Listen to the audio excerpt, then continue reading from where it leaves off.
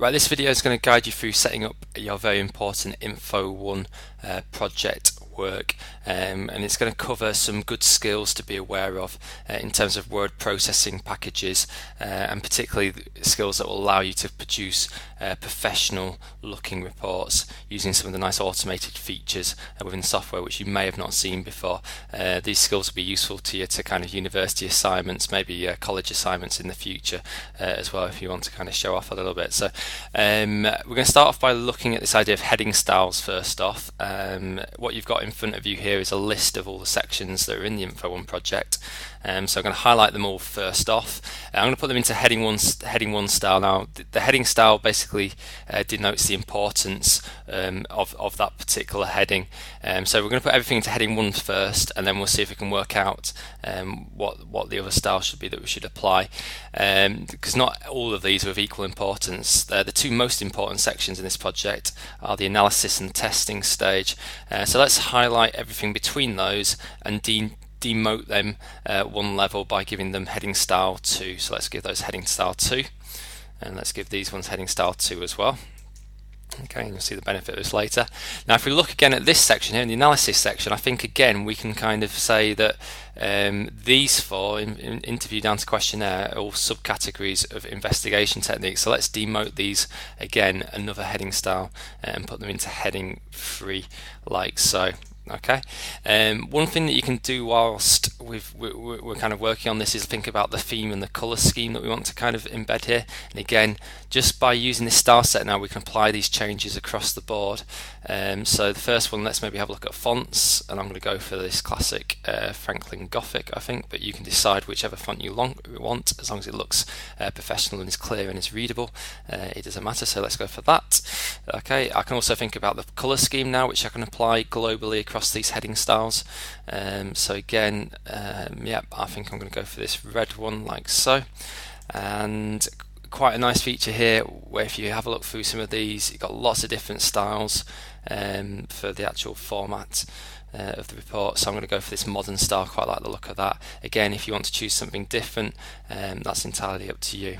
Okay, so already we're willing to get quite a lot of stuff going on here.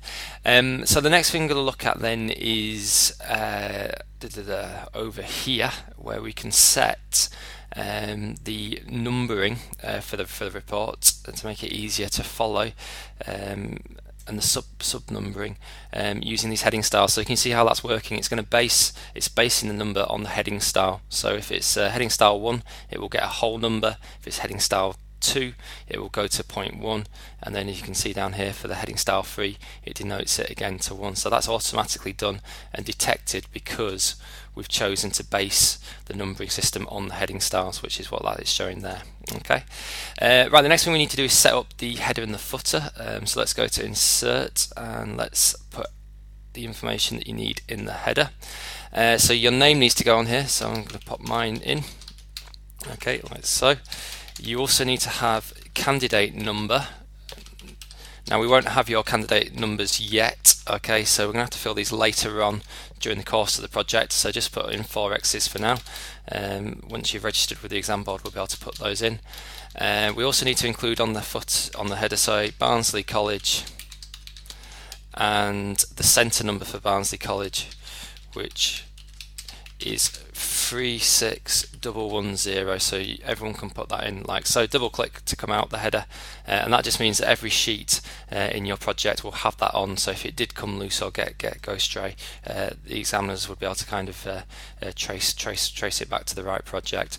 The other thing we obviously need to include on here is page numbers.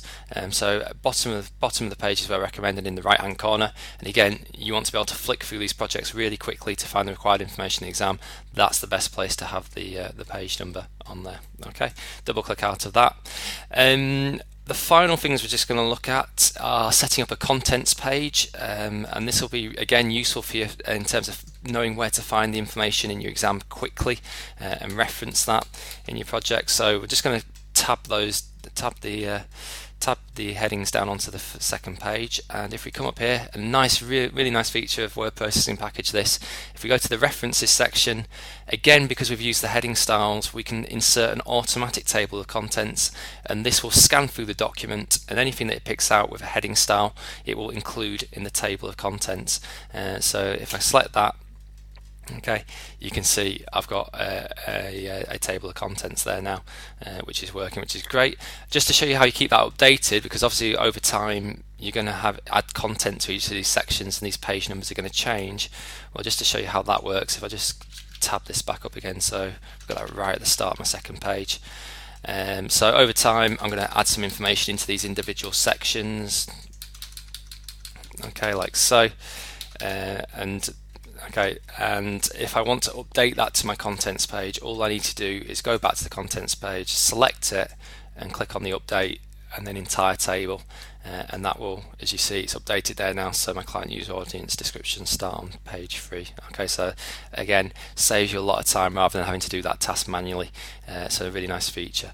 Is the automatic table of contents. The final thing we're going to put in, and we might take this out again at the end depending on how large your projects are, but we'll put it in for now, is a cover page. And again, this goes back to the style that you've chosen on that first page, but pick yourself a suitable cover page.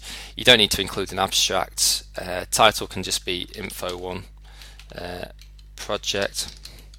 Okay, maybe in here subtitle we could have the name of your business and the type of project. So, for example, McDonald's website project or something like that, or McDonald's database, or whatever the name is of your particular business. And in here, obviously, your name as the author of the document can go. And we have a set up and ready to go project. We just need to just tab that back up there as well. And just make sure everything's lined up and neat. The only other thing just to tell you is that whenever you're actually putting information into this document, what you must choose in terms of style of text is normal. And when you choose normal, okay, it just means that when you go back to update your contents page, it won't include that text actually within the contents page, which is exactly what you want. Okay, so that is your project set up and ready to go.